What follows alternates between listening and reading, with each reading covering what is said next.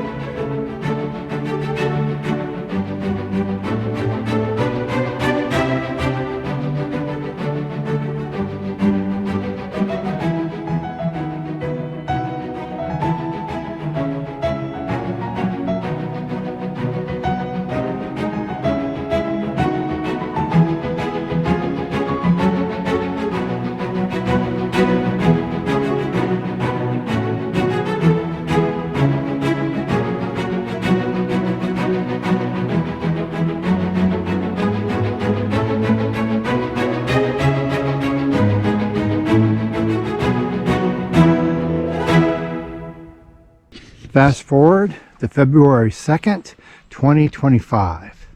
Well, there's a lot of things I didn't photograph during the restoration of our house. Was a brand new, real, standing seam steel roof put on in 2016.